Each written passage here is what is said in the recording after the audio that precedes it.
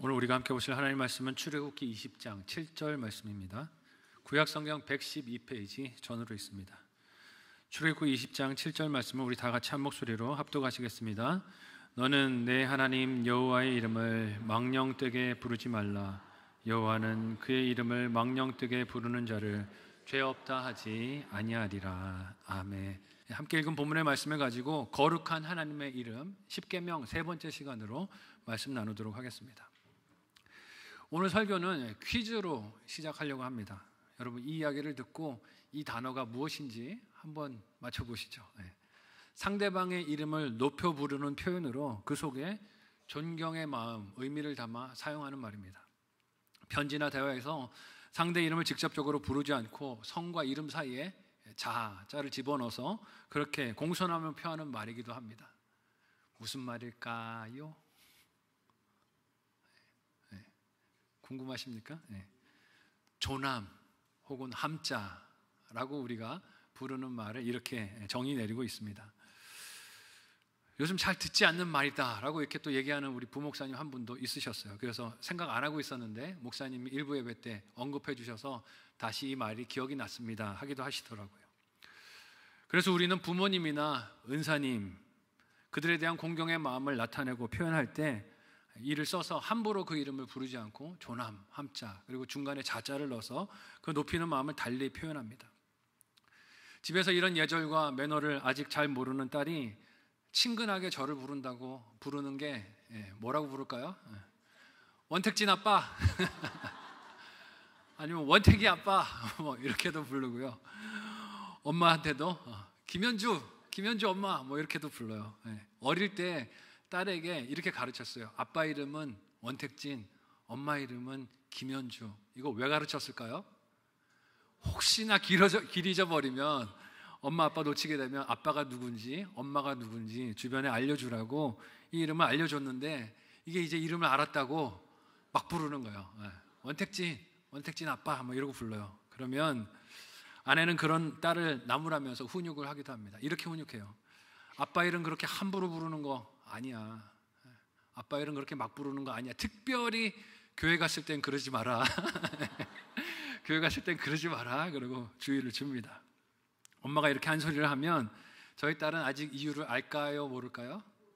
모르죠. 부르라고 이름 가르쳐 줄 때는 언제고 이제는 부르지 말라 그러나 좀 어리둥절하는 것 같습니다. 당황하는 기색이 역력해요. 어릴 때는 몰라서 그럴 수 있죠. 그래서 귀엽기도 하고 재미있게 이걸 또 일화로 사용해서 이야기를 나누기도 합니다. 하지만 좀 잘하면 이제 어떻게 돼야 됩니까? 달라져야 되죠. 부모님의 이름 어떻게 대하는지 생각이 달라지고 마음이 달라져야 합니다.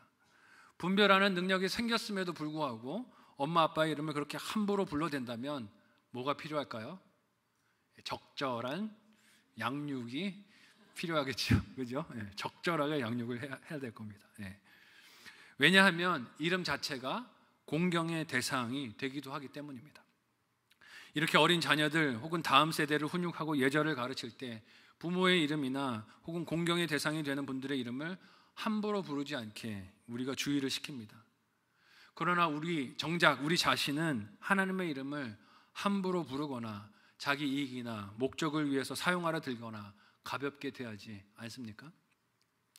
누군가의 이름을 부른다는 것은 서로에게 의미 있는 관계로 연결이 되었음을 뜻하는 거예요. 그래서 이름이 가진 의미에 대해서 생각하다 보니 한국의 시인 김춘수라는 시인이 생각이 났어요. 김춘수라는 시인이 쓴 시 중에 하나가 꽃이라는 시가 있는데 아십니까 여러분? 여기 한 대목이 이래요. 내가 그의 이름을 불러주었을 때 그는 나에게로 와서 꽃이 되었다. 누가 나에게 이름을 불러주었을 때 그가 나에게는 꽃이 되었다. 이름을 안다는 것, 불러준다는 것, 이런 의미가 있다는 것이죠. 그 관계 속에 연결되어 있는 존재로 살아가는 것은 거기에 맞는 예절과 합당한 모습이 있어야 합니다. 그래서 하나님은 택하신 백성들을 구원하시고 약속의 땅으로 인도하여 가시면서 그 합당한 모습이 무엇인지를 십계명을 통해 하나하나 지금 말씀해 주고 계세요. 그 중에서 오늘은 세 번째 계명으로 주신 하나님의 이름, 그 거룩하심에 합당하게 반응하는 성도의 신앙과 삶이 어떻게 나타나야 되는가, 오늘 말씀을 통해 두 가지로 생각하고 우리의 삶과 신앙생활에 적용이 되기를 예수님의 이름으로 소원하고 축복합니다. 첫 번째로, 하나님의 이름은 그 자체로 사랑의 선물인 것을 우리가 기억해야 합니다. 함께 읽은 본문은 하나님의 이름을 어떤 태도와 마음으로 불러야 하는가에 대한 계명을 말하고 있지만, 이 계명 자체를 살펴보기에 앞서서 먼저 생각할 게 있습니다. 그것은 하나님께서 자신의 이름을 말씀하신 일 자체가 택하신 백성에게 가지는 뜻과 의미를 생각해 봐야 한다는 거예요. 지난 주일 이 계명인 우상 숭배 금지의 말씀을 통해 살폈지만, 하나님은 사람이 자기 생각과 틀 속에 하나님을 가둘 수 없다라고 하셨습니다. 그것이 외적으로 드러나는 것이 형상을 만들고 절하고 섬기는 우상이기 때문에 우상을 만들지 말라고 하셨어요. 하나님은 사람의 생각이나 기대, 예측대로 움직이거나 갇혀 계실 수 있는 분이 아니시기 때문입니다. 그래서 하나님은 우상으로 형상을 만들어 소유해서 자기 뜻대로 이리저리 끌고 다니려는 사람의 욕심을 주의하라 하시며, 우상은 절대로 만들지 말라고 하셨어요. 그런 하나님을 깊이 생각해 보면 사실 하나님은 이름이 있으실 수 있는 분이 아니십니다. 이유가 무엇입니까? 모든 세상에 있는 피조물들의 이름은 누가 붙여주셨어요? 창조주이신 하나님이 붙이시고 사람에게 사명을 주셔서 그 이름을 붙이게 하셨습니다.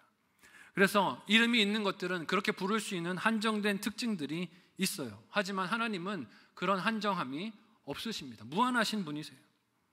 이를 천지를 창조하시면서 존재하는 것들에게 하나님이 이름을 붙이시고 사람에게도 이 일을 시키셨던 하나님의 일하심에서 알 수 있습니다. 우리 창세기 2장 18절에서 19절 말씀을 우리 같이 한 목소리로 읽어보도록 하겠습니다. 같이 읽습니다. 시작. 여호와 하나님이 이르시되 사람이 혼자 사는 것이 좋지 아니하니 내가 그를 위하여 돕는 배필을 지으리라 하시니라.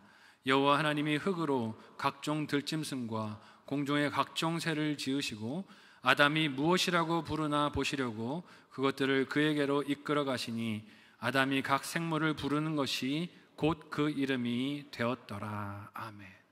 하나님께서 피조물들을 창조하셨을 때 이름을 붙이는 일을 하시다가 그 역할을 이제는 사람에게도 주셨어요. 그래서 아담이 그 역할을 이어받아 세상에 존재하는 것들에 이름을 붙였습니다. 그러니 이름은 세상의 시간과 공간 안에 한정되어 존재하는 것들에만 붙일 수 있는 것이에요. 그렇지만 그것들을 초월해 계시는 하나님은 사실 논리적으로 생각하면 이름을 붙일 수 있습니까? 없습니까? 없다는 거예요. 하나님은 이름을 붙일 수가 없는 분이세요. 이름으로 정의될 수 있는 분, 규정될 수 있는 분이 아닙니다. 그래서 하나님은 이스라엘 백성들의 과거 조상이었던 야곱이 하나님의 이름을 물었을 때 그 답을 해주지 않기도 하셨습니다. 창세기 32장 29절의 말씀을 우리 같이 한 목소리로 읽어보겠습니다. 함께 읽습니다. 시작. 야곱이 청하여 이르되 당신의 이름을 알려주소서. 그 사람이 이르되 어찌하여 내 이름을 묻느냐 하고 거기서 야곱에게 축복한지라. 아멘. 이름을 알려주셨습니까? 안 알려주셨습니까? 알려주지 않으셨어요. 어찌하여 묻느냐 하고 축복은 하셨지만 이름은 알려주지 않으셨습니다. 밤새도록 약복강에서 두려운 순간을 앞두고 형 에서를 만나기 전에 씨름하며 기도했던 야곱은 그가 씨름한 대상이 하나님인 것을 직감적으로 알았어요. 그래서 이름을 물었지만 하나님은 이름을 알려주지 않으십니다. 피조물이 어찌 창조주 하나님을 자기 언어와 생각 속에 담을 수가 있겠습니까? 안 된다는 것이에요. 그런데 놀라운 것은 하나님께서 스스로 그의 이름을 나타내셔서 사람으로 부를 수 있도록 허용해 주시고 허락해 주신다는 것입니다. 왜 이름 안에 갇히실 수 없는 하나님께서 이름을 사용하시는 것일까요? 사랑하는 그 백성이자 자녀와 관계를 이루기 위해서 그 이름을 불리기를 허용해 주신다는 것입니다. 그래서 하나님이 자기 이름을 어떻게 이스라엘 백성들에게 알려주십니까? 함께 출애굽기 3장 13절에서 15절 말씀을 한 목소리로 읽어보겠습니다. 같이 읽습니다. 시작. 모세가 하나님께 아뢰되 내가 이스라엘 자손에게 가서 이르기를 너희의 조상의 하나님이 나를 너희에게 보내셨다 하면 그들이 내게 묻기를 그의 이름이 무엇이냐 하리니 내가 무엇이라고 그들에게 말하리이까? 하나님이 모세에게 이르시되 나는 스스로 있는 자이니라. 또 이르시되 너는 이스라엘 자손에게 이같이 이르기를 스스로 있는 자가 나를 너희에게 보내셨다 하라. 하나님이 또 모세에게 이르시되 너는 이스라엘 자손에게 이같이 이르기를 너희 조상의 하나님 여호와 곧 아브라함의 하나님 이삭의 하나님 야곱의 하나님께서 나를 너희에게 보내셨다 하라. 이는 나의 영원한 이름이요 대대로 기억할 나의 칭호니라. 아멘. 하나님이 이름을 어떻게 하십니까? 일러주세요. 나의 칭호가 여호와 스스로 존재하는 자다라고 말씀해 주십니다. 함께 읽은 본문은 모세가 하나님의 말씀을 따라 애굽에서 노예로 종살이하고 있던 그의 동족들에게 찾아가 하나님이 당신들을 끌어내라고 하셨습니다 라고 전할 때 분명히 우리 동족들이 물어볼 텐데 누가 너에게 그 사명을 줬느냐? 제가 그 이름을 뭐라고 해야 될까요? 할 때 이렇게 대답하라고 일러주신 것이에요. 한글 성경의 번역은 나는 스스로 있는 자다라고 되어 있고 영어 성경은 I am that I am 이라고 되어 있습니다.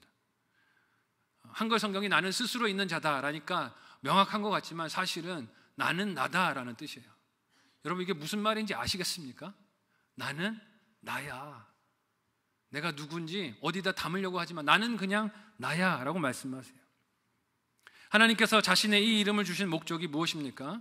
인간이 한정할 수 있는 지식이나 이해력으로 정의하려 들지 말라는 것이에요. 온 세상을 만드시고 이름을 가지게 하신 하나님께서 사람에게 자기 이름을 이렇게 알게 하신 것은 성육신의 사랑과 은혜로 다가오신 예수님처럼 사람을 위해서 낮아지시고 불릴 수 있도록 이름을 주시고 허용해 주시는 사랑입니다.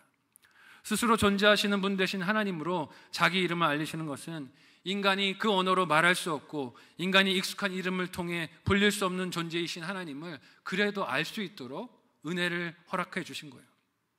또한 이는 다른 신들이 인간의 욕심이나 상상력으로 만들어낸 존재와 다른 것을 이렇게 말씀해 주시는 거예요. 다른 신들은 사람들이 원하는 대로 이름을 붙여서 부르지만 하나님은 그렇게 불릴 수 있는 분이 아니라는 것이에요.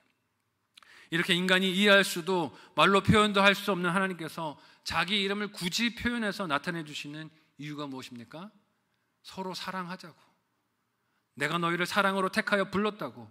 택하신 백성과 특별한 사랑의 관계를 맺으시고 그들을 구원하시기 위하여 내가 너희를 택하였다고 하나님의 이름을 일러주시는 거예요.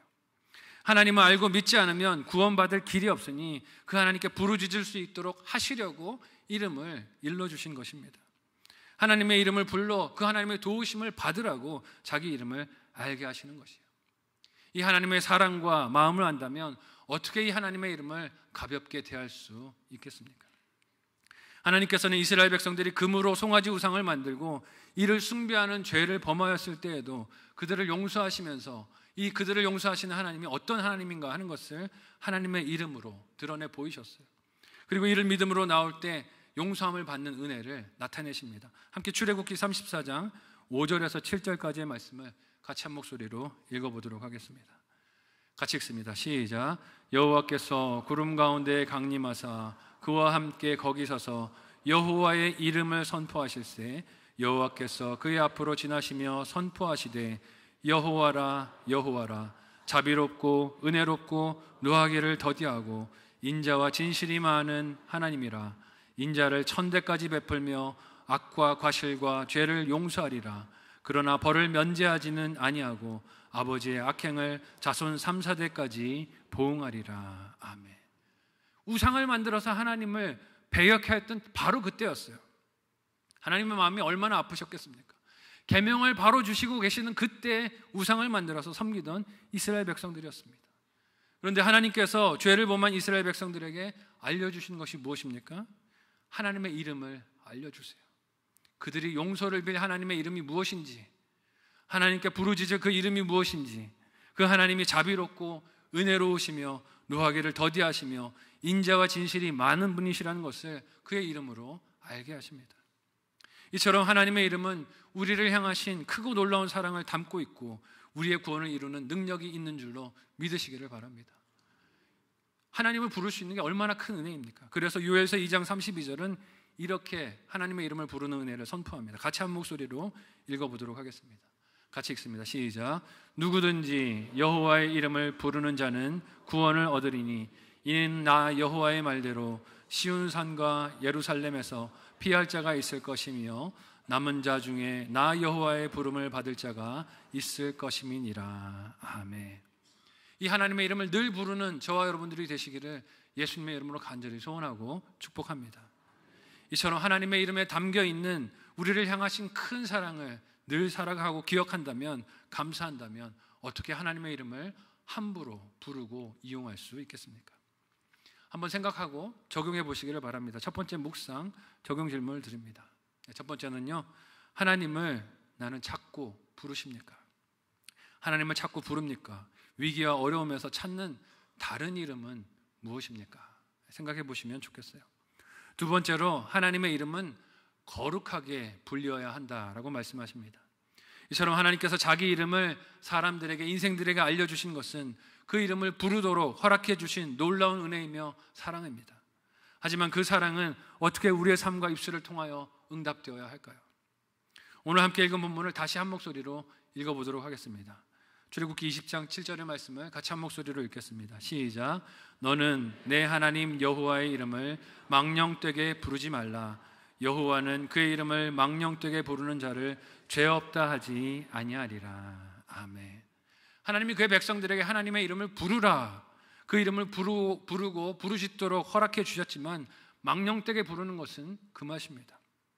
여기서 한글로 번역되는 부르다라는 말과 망령되다라는 말의 뜻이 무엇일까요?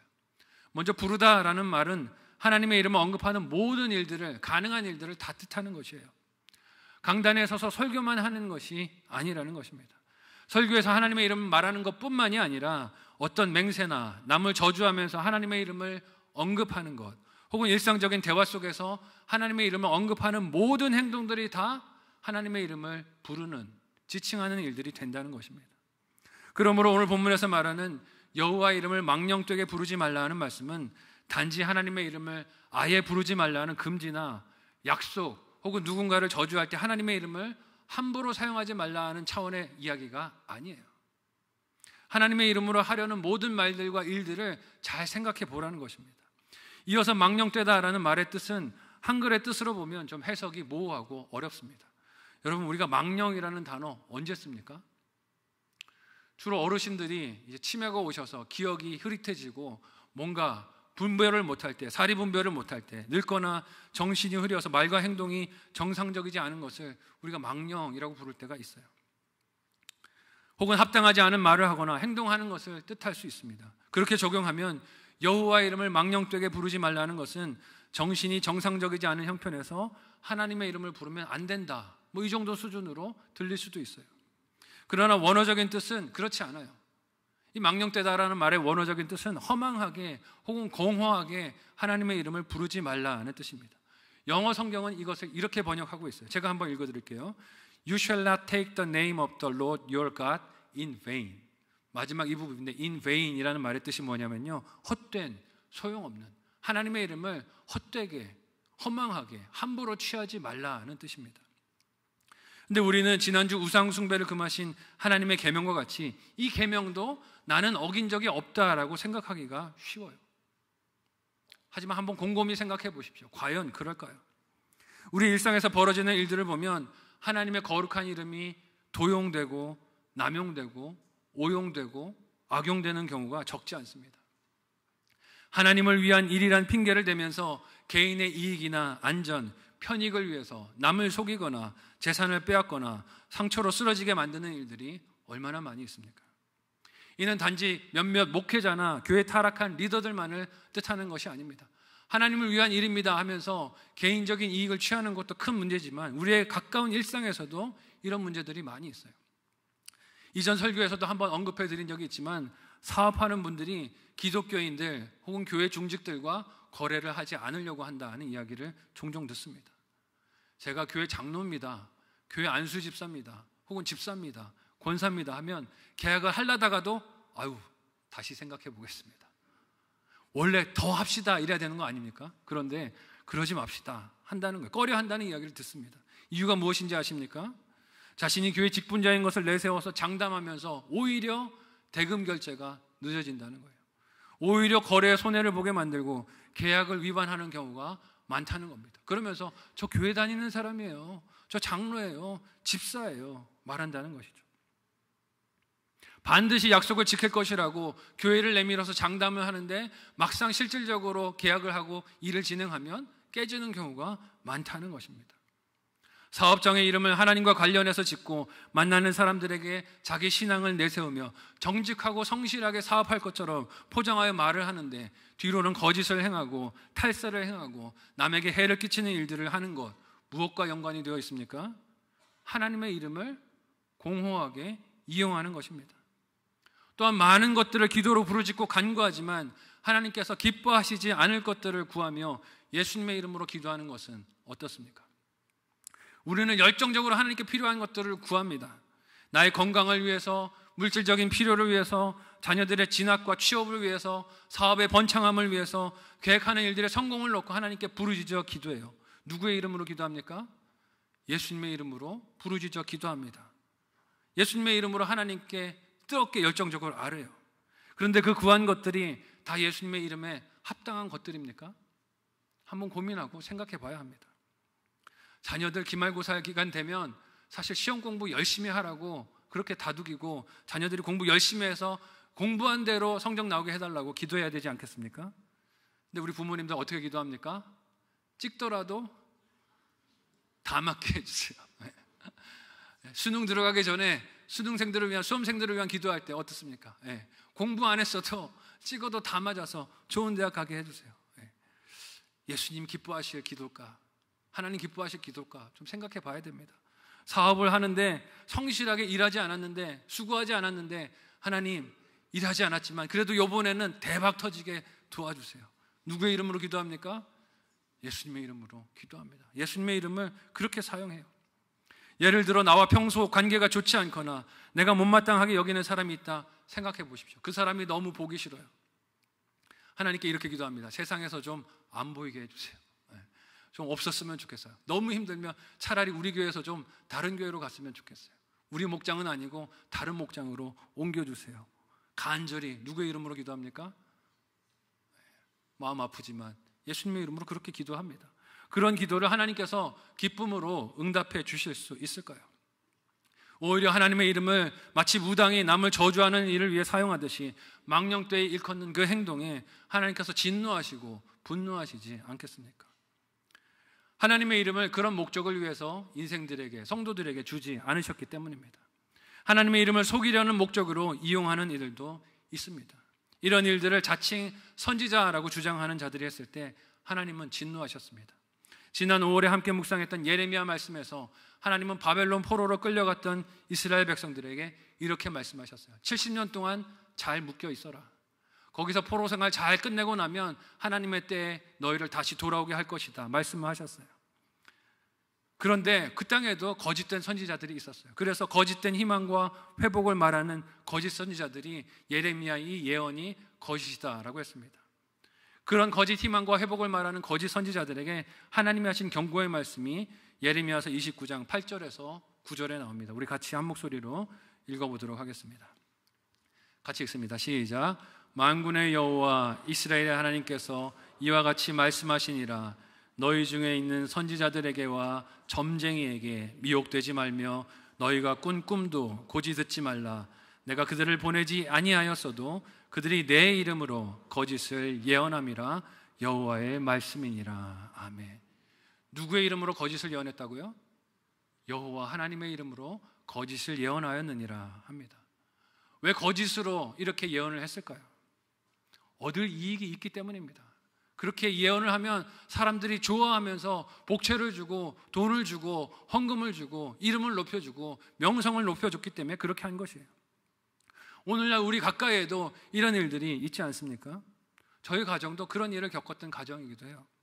과거 저희 아버지께서 투병하며 어려운 형편으로 힘들어 하셨을 때 친척분의 소개로 기도 많이 하시는 권사님 한 분을 저희 집에 신방으로 초청을 했어요. 기도를 받은 기억이 있습니다. 그런데 그렇게 어리지는 않았어요. 제가 고등학생 때였는데 이 오신 권사님의 얼굴이 얼마나 무서웠는지 몰라요. 기도 많이 하신다는데 그럼 제 생각에는 기도 많이 하면 얼굴이 좀 온화해야 될 것 같은데 기도를 많이 하는데 왜 이렇게 얼굴이 무서운 거예요? 너무 무섭게 생겼어요.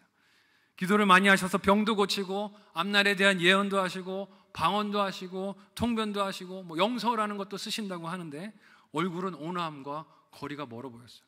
하나씩 불러서 다 기도 받으라고. 그래서 저는 안 아픈데요. 일로 와, 너도 기도 받아야 돼. 아픈 데 있을 거야. 그리고 눕혀놓고 기도를 하시는 거예요. 배를 누르면서 기도를 합니다. 꽉꽉 누르면서 아프지? 그렇게 누르면 안 아픈 사람도 아프겠어요. 아파요. 막 배가 아픈 거예요. 아프다고 그러니까 너 방광이 안 좋아. 기도 받아야 돼. 막 꽉꽉 눌러가면서 기도를 하는 거죠. 저희 가정이 힘든 사정을 들은 그 권사님은 걸걸한 목소리로 또 방언으로 기도를 하는데, 방언으로 기도하니 무슨 소린지 알 리가 있습니까? 없습니까? 없죠. 그냥 무섭기만 한 거예요. 하나님 고쳐만 주세요. 우리 집안 낫게만 해주세요. 우리 아버지 병만 낫게 해주세요. 그리고 기도하는 거죠. 내용은 몰라도 신비한 능력이 나올 것 같았습니다. 아버지의 머리에 손 얹어 기도하고 온 가족들의 머리에 손 얹어 기도하고 기도를 한참 드린 그 권사님은 마지막에 누구의 이름으로 기도할까요? 예수님의 이름으로 기도합니다. 그리고 끝났으면 좋았을 텐데, 끝나고 뭘 요구할까요? 헌금 주세요. 네. 기도 받았으니 헌금 주세요. 헌금을 요구합니다. 그리고 나중에 알게 된 사실이지만 헌금을 요구한 것은 빙산의 일각이었고, 그분의 친척이 하고 있었던 사업장을 저희 부모님에게 전가해서 떠넘겼어요. 잘 안 되던 사업장이었는데 저희 아버지 어머니가 아픈 것이 하나님의 뜻이 이 사업장 받으라는 뜻이 있으니까 그 사업장 받아서 경영하라는 것이에요. 저희 아버지 어머니가 그 사업장을 물려받아가지고 2년을 죽을 고생을 하셨어요. 그러다가 힘들게 손해를 보고 파셨는데, 그 시기가 제가 수험생 시기였어요. 고등학교 2학년, 3학년 시기. 저희 가족이 너무 힘들고 피폐한 삶을 보냈습니다. 근데 여러분, 이 욕심과 속임에 무엇이 이용되었습니까? 하나님의 이름, 여호와의 이름이, 그 거룩하신 이름이 이용되었어요. 우리의 입술에서, 삶에서, 관계에서, 일상에서 하나님의 이름이 이렇게 불리워지고 있는 것은 아닙니까? 이것이 하나님의 이름을 망령되이 일컫는 일이 아니겠습니까? 그렇다면 하나님의 이름이 거룩하게 불리는 것은 무엇이겠습니까? 우리의 구원을 위해서, 다른 영혼의 구원을 위해서 간절하게 불리우는 그 하나님의 이름이 그 뜻대로 쓰임을 받는, 불리우는 능력의 이름이 되는 줄로 믿으시기를 바랍니다. 왜냐하면 하나님의 이름은 그 이름을 부르는 자를 구원하시고 도우시는 능력이 되시기 때문입니다. 시편 124편 8절의 말씀을 같이 한 목소리로 읽어보겠습니다. 함께 읽습니다. 시작. 우리의 도움은 천지를 지으신 여호와의 이름에 있도다. 잠언 18장 10절의 말씀도 같이 읽습니다. 시작. 여호와의 이름은 견고한 망대라. 의인은 그리로 달려가서 안전함을 얻느니라. 아멘. 하나님은 우리를 구원하시고 살리기 위하여 자기의 이름을 알게 해 주셨습니다. 이 일 외에 다른 의도와 목적으로 하나님의 이름을 부르는 것은 망령되이, 즉 헛되고 공허하게 그 이름을 부르는 죄가 된다는 것을 잊지 않는 저와 여러분들이 되실 수 있기를 바랍니다. 오늘 내 입술에서 일컬어지는 하나님의 이름은 거룩히 일컬음을 받고 있습니까? 거룩히 그 이름이 여김을 받고 있습니까? 내 욕심대로 하나님의 이름을 이용하라고 유혹하는 사탄의 속임수들을 분별하여 끊을 수 있는 저와 여러분들이 되실 수 있기를 바랍니다. 오직 구원을 위해서, 생명을 살리기 위해서 하나님의 이름과 그 권세를 사용하며 하나님의 백성다운 정체성을 잃지 않는 저와 여러분의 신앙 여정이 다 되시기를 예수님의 이름으로 간절히 소원하고 축복합니다. 마지막으로 한번 생각하고 적용해 보시기를 바랍니다. 마지막 묵상, 적용 질문을 드립니다. 첫 번째는요, 하나님의 이름을 이익의 도구로 만들려는 유혹과 시험은 무엇입니까? 하나님의 이름을 이익의 도구로 만들려는 유혹과 시험은 무엇입니까? 예수 그리스도의 이름을 합당하게 사용하고 계십니까? 그 이름으로 나는 무엇을 구하고 있습니까? 오늘 말씀을 정리하며 구원을 위해 예수님의 이름을 사용했던 베드로와 요한의 모습을 기억해 보기를 원합니다. 그들은 세상이 힘으로 삼는 것들을 가지지 못한 제자들이었지만 예수님의 이름으로 걸을 수 없었던 한 영혼을 일어나 걷게 하고 찬양하고 구원의 길로 걸어가도록 기뻐하게 하는 능력을 행했습니다. 사도행전 3장 6절의 말씀을 우리 같이 한 목소리로 읽어보도록 하겠습니다. 함께 읽습니다. 시작. 베드로가 이르되 은과 금은 내게 없거니와 내게 있는 이것을 내게 주노니 나사렛 예수 그리스도의 이름으로 일어나 걸으라 하고. 아멘. 저와 여러분에게도 이 이름을 주신 줄로 믿습니다. 이 이름을 어떻게 사용하고 계십니까? 이 이름에 합당한 삶을 살아가는 자녀를 하나님께서는 보기 원하십니다.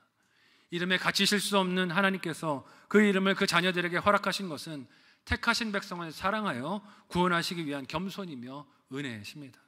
그 이름은 헛되이 부르라고 주신 선물이 아니라 거룩하게 부르며 그 이름에 합당하게 살라고 주신 은혜의 선물입니다. 우리 신앙 여정이 그 거룩하신 하나님의 이름을 나타내는 전도의 기지들이 다 되시기를, 복의 통로들이 다 되시기를 예수님의 이름으로 간절히 소원하고 축복합니다. 아멘. 우리 말씀을 기억하며 합심하여 이 시간에 기도하도록 하겠습니다. 하나님은 이름을 주시는 사랑으로 우리를 부르시고 그 이름을 거룩히 구원을 위해 사용하도록 허락해 주셨습니다. 그러나 나는 그 이름으로 내 이익과 욕심과 만족을 이루려 하지 않습니까? 하나님의 이름에 합당한 삶을 사는 내가 될 수 있도록 하나님 나를 도와주옵소서. 성령님 나를 인도하여 주셔서 그 이름을 망령되게 일컫는 죄를 범하지 않도록 날마다 하나님의 뜻대로 말씀대로 살아가는 하나님의 자녀들 되게 도와달라고 간절한 마음으로 합심하여 함께 기도하겠습니다. 하나님 은혜를 감사합니다. 우리를 사랑하셔서 하나님의 거룩한 이름을 허락하여 주시고 하나님의 백성으로 살 수 있는 큰 영광을 우리에게 부어주셨습니다. 하나님의 이름에 걸맞는 삶을 살아가는 하나님의 자녀들 되도록 도와주시옵소서. 하나님의 이름에 합당한 삶을 살아갈 수 있도록 구원을 위하여, 하나님 영혼을 위하여 그렇게 그 이름을 사용하며 하나님의 뜻대로 주신 사명 감당하는 우리 인생이 되도록 도와주옵소서. 하나님의 이름을 내 욕심을 위하여, 사역을 위하여, 이기심을 위하여 사용하고 싶은 유혹들을, 하나님 그런 시험들을 잘 분별하게 하여 주시고 하나님 말씀대로 하나님의 이름을 거룩히 여기며 사랑하며 하나님 공경하며 그렇게 살아가는 우리 인생이 되도록 도와주시옵소서. 주님을 나의 구주로 삼고 평생을 살아가며 하나님 믿는 자의 향기를 드러내는 하나님의 귀한 백성들 자녀들 되도록 우리를 인도하여 주옵소서. 감사하며 예수님의 이름으로 기도하옵나이다. 아멘. 우리를 사랑하시고 구원하시기 위하여 하나님의 그 귀한 이름을 우리에게 알려주시고 불리게 하여 주시니 감사합니다. 하나님 우리가 그 하나님의 이름을 부르며 그 이름에 합당한 삶을 살아가도록 인도하여 주옵소서. 욕심으로 망령되이 하나님의 이름을 잘못 부르지 아니하도록 말씀으로 성령으로 날마다 우리를 깨우쳐 주시고 하나님께서 일러주시는 말씀을 따라 순종하며 살아가는 우리들 되게 도와주옵소서. 하나님 이름에 합당한 자녀로 살아가는 우리들 되게 하여 주셔서 세상이 우리를 바라볼 때 거룩한 하나님의 자녀인 것을 삶의 어떤 순간과 구석에서도 발견할 수 있도록 우리를 인도하여 주옵소서. 감사하며 예수님의 이름으로 기도하옵나이다. 아멘.